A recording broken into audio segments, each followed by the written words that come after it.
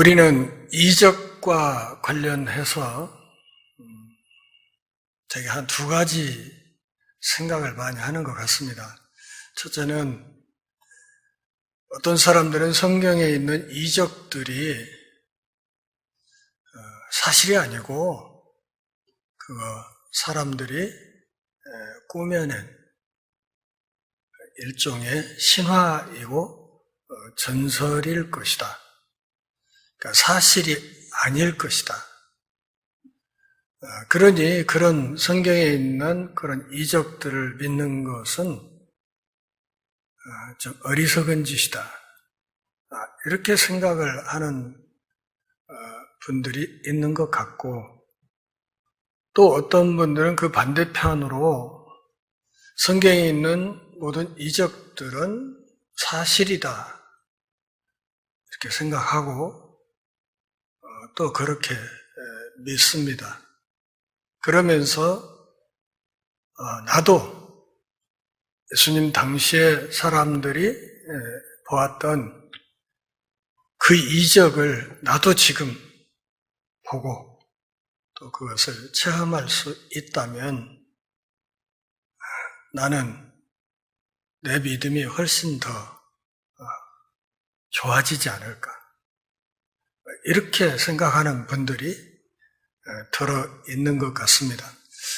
오늘 본문에 보면 요나 이야기가 나오죠.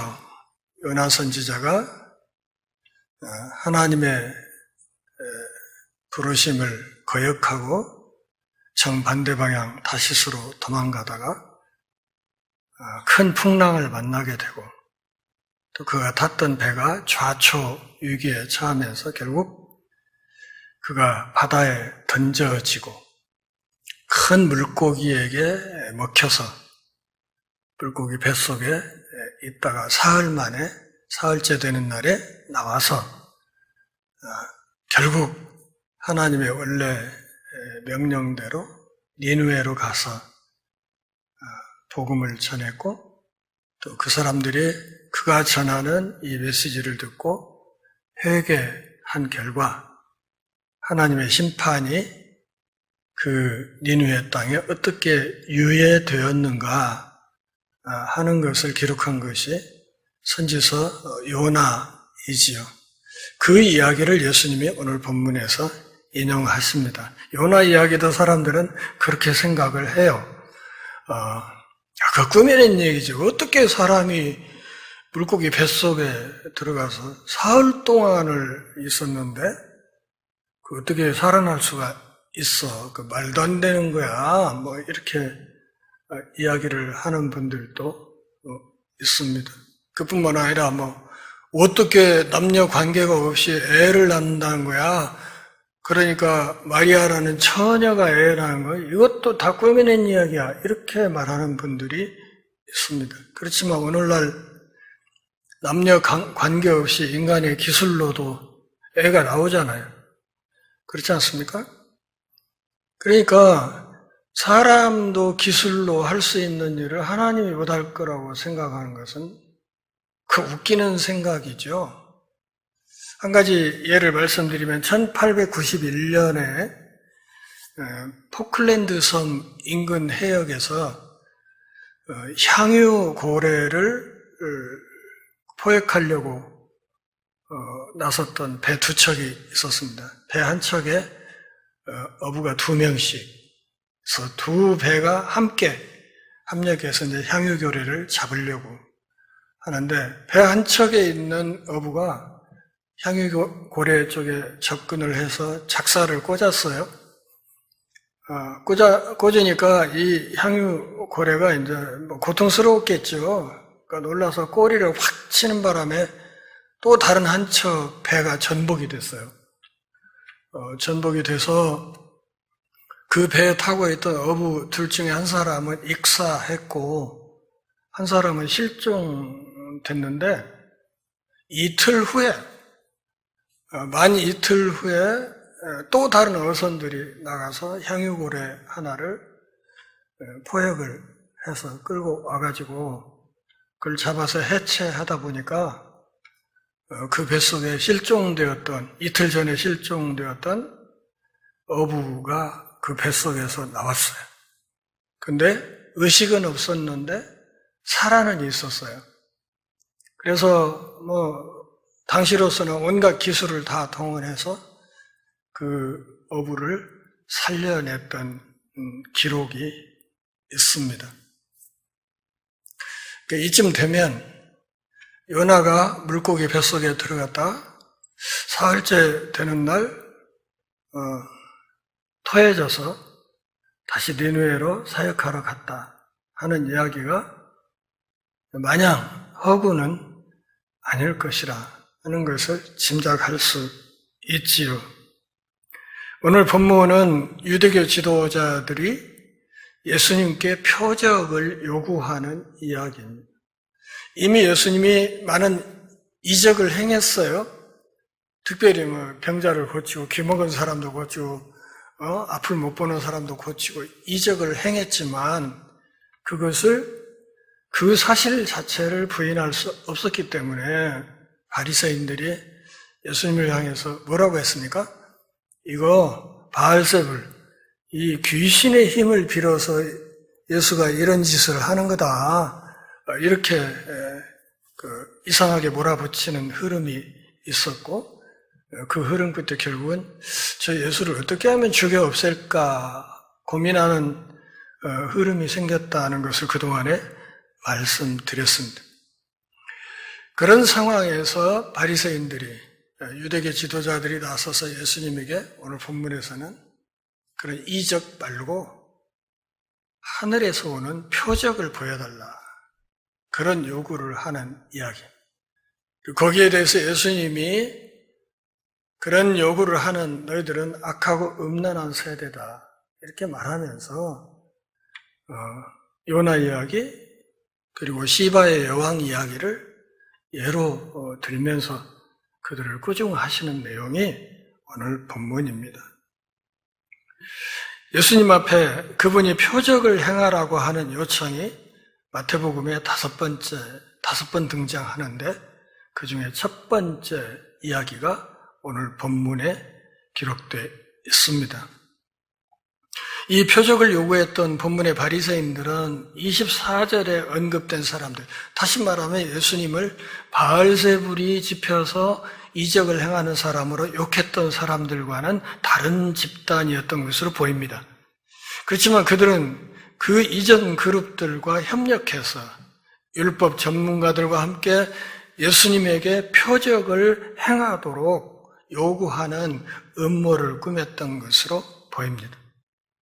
그러니까 예수님이 행했던 기적, 디나메이스, 그게 아니고 그거 말고 하늘로부터 오는 표적, 세미온을 보여라 이렇게 얘기를 한 거예요. 하늘로부터 오는 표적이라면 뭘 말할까요? 엘리야 시대에 엘리야 선지자를 통해서 일어났던 일.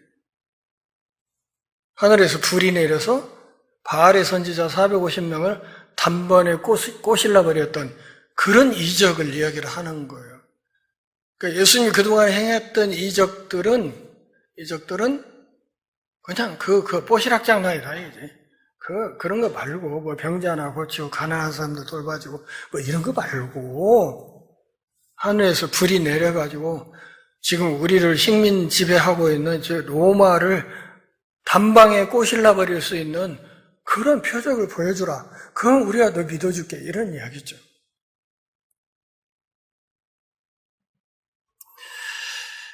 하늘로부터 오는 표적, 이 세메ion을 요구했습니다. 그들은 그분의 인격과 메시지에 대한 신성한 정당성을 부인하기 어려웠습니다.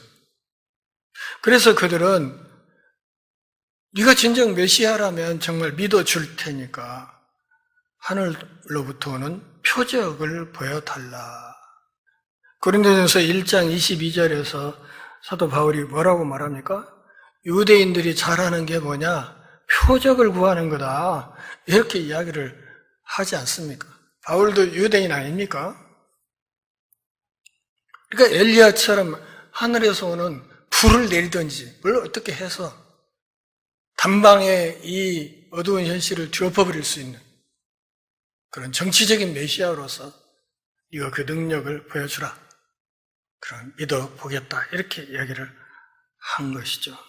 누가복음 23장 8, 9절을 통해서 확인할 수 있는 것처럼 예수님은 항상 궁핍하고 믿음을 보이는 사람들을 위해서 기적을 행할 준비가 되어 있었습니다. 그렇지만 단지 보여주기 위한 표적, 또 사람들의 호기심을 충족시키기 위해서 기적을 행하거나 불신자들을 만족시키기 위해서 기적을 행하는 것은 거절하셨습니다.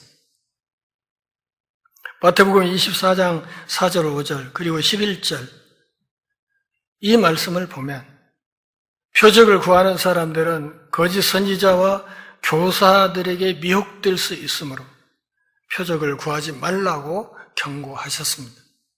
한국교회 초기의 이단들, 박태선의 전도가, 문선명의 통일교, 이런 세력들이 왜 세력을 그렇게 얻은 줄 아세요? 이적이 많이 나타났었어요. 실제로. 병자도 낫고 하는 일들이 일어났단 말이에요. 그런데 그 결과 나중에 가서는 지구들이 내가 예수다 이러고 나온 거죠.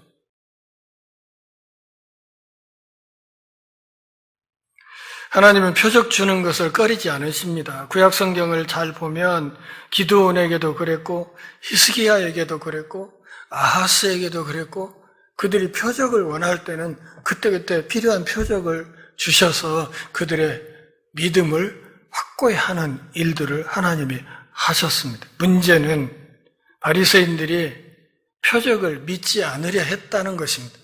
그 중심을 예수님이 알고 계셨던 것이죠. 믿지 않으려는 마음을 갖고 있으면서 표적을 요구하는 것에 대해서 응하지 않으신 것입니다. 예수님은 당시 회개하지 않는 모든 유대인들을 향해서 악하고 음란한 세대라고 꾸짖으셨습니다. 39절 보실까요? 예수께서 대답하여 이르시되 악하고 음란한 세대가 표적을 구하는데 선지자 요나의 표적밖에는 더 보여줄 표적이 없다 이렇게 말씀을 하신 겁니다. 음란한 세대라고 말하는 것은 하나님과의 관계가 꼬이거나 그 관계가 끊어졌다는 뜻입니다. 그러니까 신랑이신 하나님을 등진 그런 세대라고 이야기를 한 것입니다. 그들은 살아계신 하나님의 길을 떠났기 때문에 예수님이 주신 표적을 알아보지 못했습니다.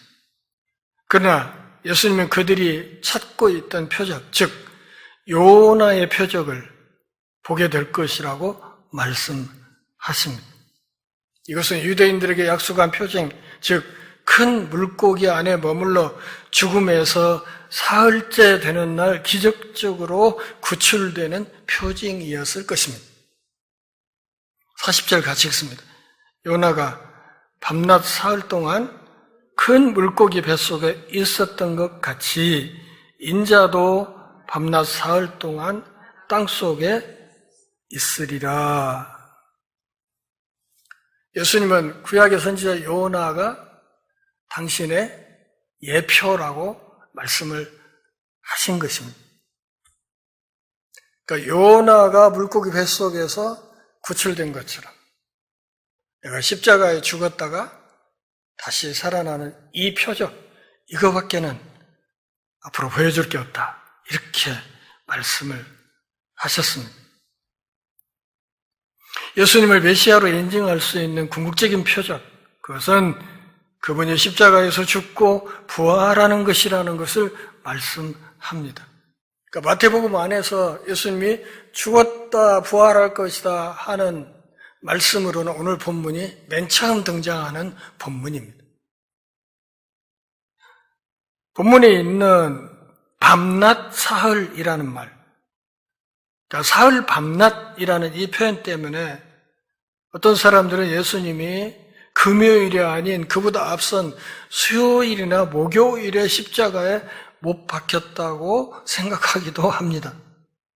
그러나 마태복음 27장 64절에서 볼 수 있는 것처럼 대제사장들과 바리새인들은 빌라도에게 사흘째 되는 날까지 무덤을 지키도록 명령해 달라고 부탁을 했습니다. 그러니까 사흘째. 우리 옛날식으로 생일을 정할 때는 어떻게 했습니까? 섣달 금음날 태어나도 하루 지나고 나면 2살이잖아요. 그거 비슷해요. 유대인들도 하루에 1시간만 지나갔어도 그날을 하루로 치는 것이 유대인들의 기본 관행이었거든요. 그렇기 때문에 사흘 만에 살아난다는 이 말을 만 3일 후에 이렇게 굳이 해석해야 될 이유는 없는 것이지요. 그러니까 오늘 여기 본문에 있는 밤낮 사흘이란 말에 너무 지나치게 매달릴 필요는 없다고 생각합니다. 사흘 밤낮은 일반적으로 24시간 곱하기 3일이 아닌 그런 시간이 아니라 셋째 날이라는 의미가 더 강하다. 이렇게 보는 것이 좋겠습니다. 누가복음 24장 7절과 또 46절 그리고 고린도전서 15장 4절에는 예수님이 셋째 날에 부활하셨다고 기록되어 있습니다. 또 누가복음 24장 21절에는 부활 당일 엠마오로 가는 길에 있던 두 제자가 그날이 예수님이 십자가에 못 박힌 지 사흘째 되는 날이라고 말했다. 이렇게 기록되어 있습니다. 그러니까 굳이 만 3일이다 이렇게 생각할 이유는 없다는 것입니다. 유대교 율법에 대한 규칙과 결정인 할라카에서도 낮과 밤이라는 표현은 이런 식으로 사용됩니다. 요나서 2장 3절 말씀을 보면 거기에 바다의 심장이라는 말이 등장합니다. 깊음 속 바다라는 말이 사실은 바다의 심장이라는 말입니다. 그런데 오늘 본문에 있는 땅속이란 말 역시도 땅의 심장이라는 뜻입니다. 땅의 심장. 그래서 이 땅의 심장은 가장 깊은 곳, 안쪽 땅의 품을 의미합니다. 어떤 사람들은 이것을 무덤을 의미한다고 대체로 받아들입니다. 그러나 베드로전서 3장 19절 말씀에 주목하는 사람들은 예수님이 십자가에서 죽으신 뒤에 음부에 내려가신 것을 가리키는 것으로 해석하기도 합니다. 정확한 것은 예수님을 만나서 여쭤봐야 됩니다. 그러기 전에는 이렇게 저렇게 우리가 추론할 뿐이지 확증할 수는 없습니다. 니느웨는 강력한 아수르의 수도였습니다. 니느웨는 사악함으로 아주 유명했습니다. 요나서 1장 2절을 보십시오. 그 악독이 내 앞에 상달되었다. 그러니까 니느웨 성의 악독함이 하나님의 보좌에 상달될 정도로 악한 도시였다는 그런 뜻이에요.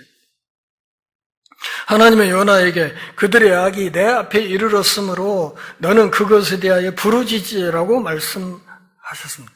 요나의 반응 우리가 잘 알고 있죠? 말씀하신 대로 갔습니까? 아니요. 정반대편 다시스로 가려고 배를 탔다가 곤욕을 치렀잖아요. 결국 물고기 뱃속으로 들어가 사흘째 되는 날 나오게 되었습니다. 고래에서 구출된 후 요나는 하나님께 순종하여 니느웨로 가서 심판을 예언했습니다. 요나서 3장 4절 보실까요? 요나가 그 성읍에 들어가서 하루 동안 다니며 외쳐 이르되 40일이 지나면 니느웨가 무너지리라. 다시 말하면 아직 40일의 유예 기간이 있다. 그 기간 동안 너희들 알아서 해 이런 말이죠. 너희들 알아서 해. 요나서에 대해서 여러분 나중에 이진섭 목사님이 쓴 요나서 강해를 한번 읽어보시기 바랍니다. 전혀 다른 방향에서 요나서를 해석한 아주 중요한 책이에요. 아직 40일이 남았어. 40일 지나면 망한다. 니느웨 사람들이 요나의 설교에 대해서 어떻게 반응했는지에 대해서 예수님이 정확하게 묘사하십니다. 그들의 회개가 얼마나 철저했는지, 심지어는 그들이 기르는 동물들까지도 금식에 동참했다고 이야기합니다. 그리고 하나님께서는 그들의 자비를 구하는 부르짖음을 들으시고 그 도시를 살려주셨다 하는 것이 요나서의 기록 아닙니까? 그러면서 41절 끝부분에서 뭐라고 말씀하세요? 요나보다 더 큰 사람이 여기 있다. 내가 요나보다 더 크다. 이렇게 얘기를 한 거예요.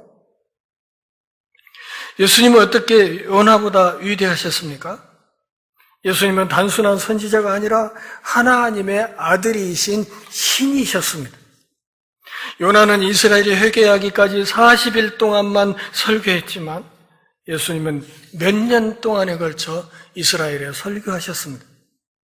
요나는 자신의 사역을 증명하기 위해서 기적을 행하지 않았지만 예수님은 가는 곳마다 온갖 종류의 기적을 행하셨습니다. 예수님은 니느웨가 요나 선지자의 설교를 듣고 회개했지만 유대인들은 대체로 요나보다 더 크신 분을 거부했다는 비극적인 진리를 강조하고 있는 것입니다. 이 때문에 예수님은 니느웨 사람들이 죽은 자의 부활 후 최후의 심판대에서 이 세대의 유대인들을 심판할 것이라고 선언하신 것입니다. 이것은 그들이 최후의 심판대 앞에서 재판관으로서 하나님의 옆에 서게 된다는 뜻이 아니라 요나의 설교를 두고 회개했던 니느웨 사람들이 예수님 당시의 유대인들을 심판하시는 하나의 기준점이 될 것이다. 그런 뜻입니다. 회개했던 니느웨 사람들을 기준으로 볼 때 요나보다 훨씬 큰 분이 와서 직접 하시는 사역을 보고도 끝끝내 거부하는 너희들은 심각한 심판에 이르게 될 것이라고 예수님이 아주 엄하게 경고하시는 것입니다. 40절을 같이 읽습니다. 심판 때 남방 여왕이 일어나 이 세대 사람을 정죄하리니 이는 그가 솔로몬의 지혜로운 말을 들으려고 땅 끝에서 왔음이거니와 솔로몬보다 더 큰 이가 여기 있느니라. 두 번째 사례로 시바의 여왕을 예로 들었습니다. 그러면서 당신은 어떻게? 아까는 나는 요나보다 더 큰 존재다. 그랬는데 여기 42절에서는 뭐라고? 나는 솔로몬보다 더 큰 존재다. 이렇게 말씀하십니다. 열왕기상 10장에서 솔로몬의 지혜를 듣기 위해 땅 끝에서 이스라엘을 찾아온 스바 여왕과 당신의 세대를 대조하셨습니다.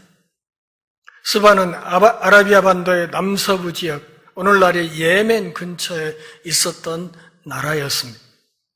시바의 여왕과 예수님 당시 유대인들 사이에는 뚜렷한 대조가 있습니다. 시바의 여왕은 솔로몬을 방문하기 위해서 상당한 비용과 어려움을 감수하고 먼 거리를 여행했지만 예수님은 사람들이 있는 곳에 먼저 찾아오셨고 그들을 대신해서 고난을 겪으신 분이셨습니다. 시바의 여왕이 온 목적은 인간의 유한한 지혜를 듣기 위해서였습니다. 그러나 예수님은 지혜 자체가 성육신하신 분이셨고 지금도 그러하십니다. 시바의 여왕이 솔로몬을 찾아가서 자기 질문에 대한 솔로몬의 대답을 들으면서 그의 지혜를 들은 뒤에 그녀는 자신이 기대했던 것보다 훨씬 뛰어넘는 대답이 나오는 것을 기꺼이 인정했습니다. 그러나 예수님 당시의 사람들은 예수님의 강력한 기적을 목격하고 그 누구도 하지 못했던 말씀을 예수님을 통해 들었음에도 불구하고 유대인들 전체는 예수님이 하신 일을 인정하지 않는 것 같았습니다. 솔로몬의 지혜와 예수님 안에 있는 지혜를 비교하면 오늘 본문 42절 뒤에 있는 말씀처럼 그냥 속된 말로 게임이 안 되는 거죠. 게임이 안 돼. 그 하찮은 인간의 지혜를 듣고도 시바의 여왕이 끔뻑 죽었는데 그보다 훨씬 더 위대한 하늘의 지혜를 보고 들으면서도 그걸 인정하지 않는 너희들 문제 있잖아? 이렇게 말씀을 하시는 거죠.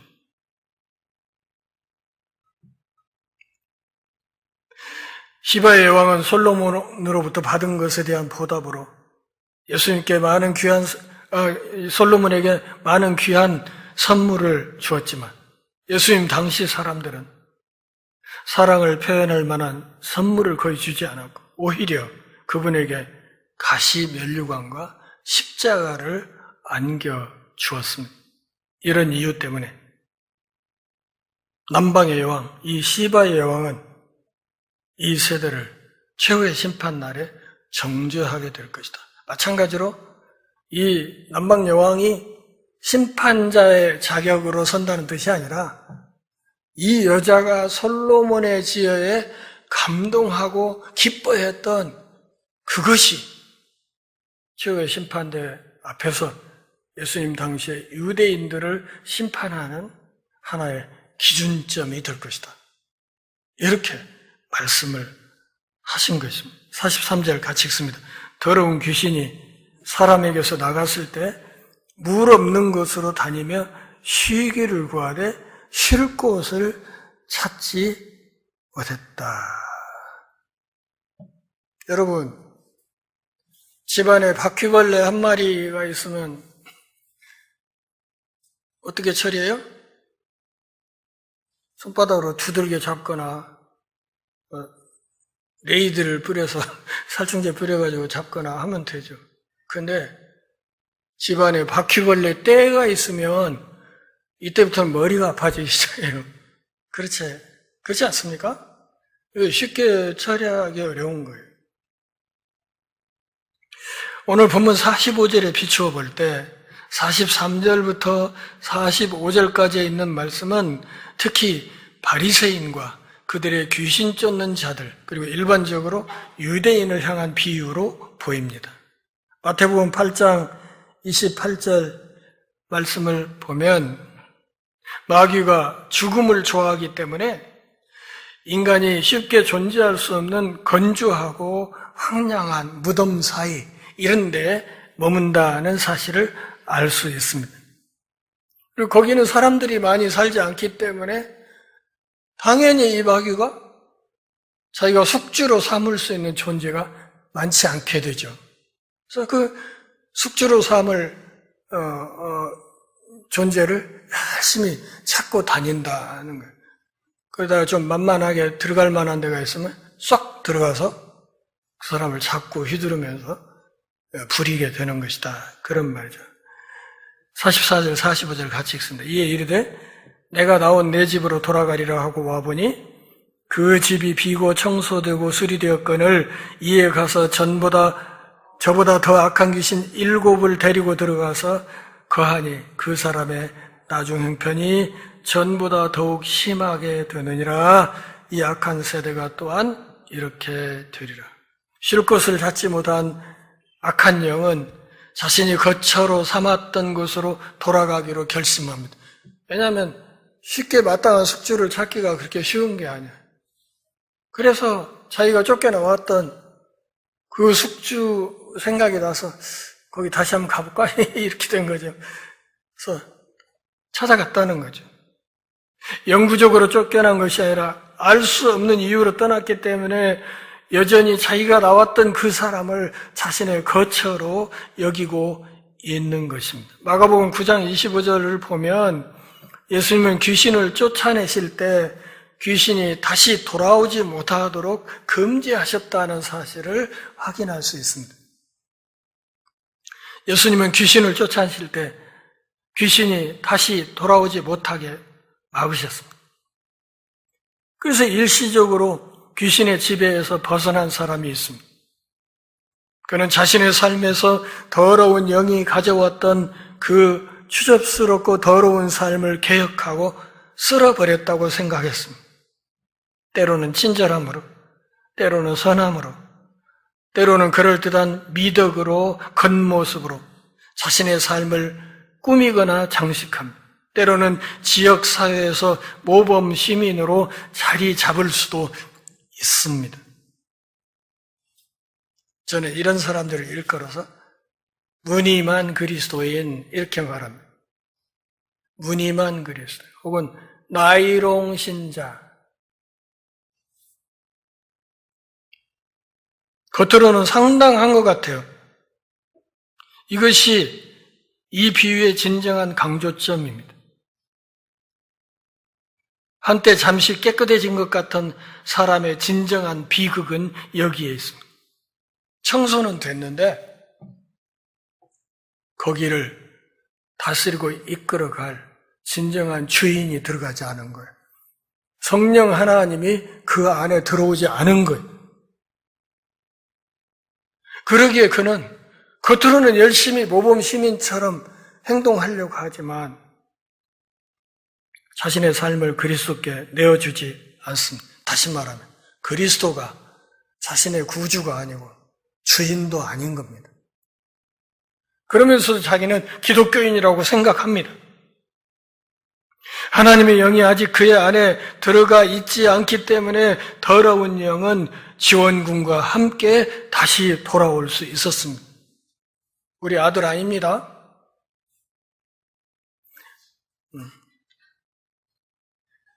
악마는 다시 쫓겨나지 않기 위해서 자신보다 더 나쁜 영혼 7마리를 소환했습니다. 결과적으로 이 사람의 새로운 상태는 처음보다 훨씬 더 나빠지게 되었습니다. 이제 마귀가 더 많은 피해를 입힐 수 있는 상황이 됐습니다. 그 사람은 자신을 깨끗이 단장하고 개혁했다는 평판을 얻었기 때문에 더러운 영이 이전에 점령하여 더러운 상태에 있을 때보다 더 많은 악한 영향력에 사로잡힐 수밖에 없고 그것 때문에 더 많은 해독을 주변 사람들에게 끼칠 수 있습니다. 죄는 끔찍한 결과를 초래하고 그 범위와 힘이 계속 성장해 가는 것입니다. 사랑하는 동역자 여러분, 오직 하나님만이 우리를 구원하시고 우리를 온전한 믿음의 길로 이끌어 가실 수 있다는 사실을 알아야 합니다. 예수님은 이 비유를 통해서 이 세대가 예수님을 통해서 귀신이 쫓겨나가고 악한 자를 견디는 일시적인 상황이 있었지만 예수님 안에 있는 하나님 나의 능력, 곧 성령은 받아들이지 않았다는 사실을 확인하셨습니다. 그 결과 그들은 예수님이 오시기 전보다 훨씬 더 상태가 나빠질 것이라고. 그래서 예수님은 또한 자신을 거부하는 동시대 사람들을 그래서 악한 세대, 음란한 세대 이렇게 말씀을 하신 것입니다. 예수님은 십자가의 고난을 통해 그들에게서 무엇을 기대할 수 있는지 이미 예견하셨습니다. 그래서 요나 이야기를 꺼낸 겁니다. 요나처럼 나도 십자가 지고 죽었다가 사흘 만에 부활할 것이다. 그 십자가에 나를 죽이는 일을 지금 너희들이 할 것이다. 이렇게 경고하시는 거예요. 피조물이 메시아를 죽이는 무서운 죄를 너희들이 범하게 될 것이다. 내가 오기 전보다 훨씬 더 상태가 나빠졌다는 것이 그런 뜻이다. 그렇게 이야기를 하는 겁니다. 예수님 시대에 살면서 그분의 가르침을 듣고 그분의 이적을 보면서도 여전히 그분을 거부했던 사람들이 있었습니다. 오늘 우리는 어떻습니까? 그동안에 하나님 앞에서 체험하고 누렸던 은혜는 어떤 것들이었습니까? 그리고 어느 순간 그 정도로는 양이 차지 않는다고 혹시 생각한 적은 없습니까? 나도 하늘로부터 오는 표적이 있으면 훨씬 잘 믿을 텐데 내가 나이롱 신자 아니고 무늬만 그리스도인 아니고 진짜 신앙인으로 한번 멋지게 설 수 있을 것 같은데 이런 생각 하신 적 없습니까? 니느웨 사람들의 심판, 남방 여왕의 심판, 그날에 그것을 보면서 예수님 당시 유대인들이 얼마나 놀라 자빠질지 상상할 수도 없는 것입니다. 야, 저 이방인들이 구원받았다고? 우리보다 먼저? 천국에 가면 3번 놀란다고 했죠? 제가 전에 말씀드린 것 같은데, 3번 놀란다고 그래요. 어이, 아무개 목사 안 왔어? 이러고 한 번 놀래고. 원래 저런 사람도 왔네? 뭐 이러고 또 한 번 놀래고. 마지막에는, 나도 왔어야. 이렇게 해서, 그날에는 3번 놀란다, 이런 얘기를 하는데요. 예수님을 거부하면 소망이 없다는 사실을 알아야 됩니다. 회개가 얼마나 중요한 것인지. 회개 이후에 성령 하나님과 동행하면서 한결같이 이 광야를 걸어가는 것이 얼마나 중요한 것인지. 자칫 잘못하면 지금 교회 밖에 있는 사람들, 우리가 왜 저렇게 예수 안 믿는가 몰라 이렇게 탄식했던 그 사람들이 우리의 기준점이 되어서 우리의 심판을 어렵게 힘들게 할 수도 있다 사실을 알아야 됩니다. 예수 안 믿는다고 주변 사람들을 책망할 것이 아니라 그들이 예수를 믿도록 도전하는 삶을 우리들이 살아야 하는 것입니다. 마음이 청소되었다면 그 빈자리로 놔두지 말고 그 마음속에 성령 하나님을 구주로 주님으로 모셔드려라 하는 말씀입니다. 한 가지 질문으로 이야기를 마치겠습니다. 나는 예수님의 가족인가? 먼 친척인가? 먼 친척이라면 그것이 바로 무늬만 그리스도인이고 나이롱 신자다 하는 사실을 알아야 됩니다. 예수님의 먼 친척이 아니라 그분의 가족으로 당당하게 자부심을 갖고 살아갈 수 있기를 바랍니다. 기도하겠습니다. 하나님 아버지, 제 말씀 앞에 엎드려서 다시 우리 신앙의 자세를 추스리는 복 주셔서 고맙습니다. 삶이 다하는 그날까지 무늬만 그리스도인, 또 나이롱 신자로 그럭저럭 만족하고 자유하면서 살지 않고 예수 그리스도를 구주와 주님으로 온전히 모신 신실한 하나님의 가족으로 당당하게 자부심을 갖고 살 수 있도록 은혜 허락하여 주옵소서. 예수님의 이름으로 기도합니다. 아멘.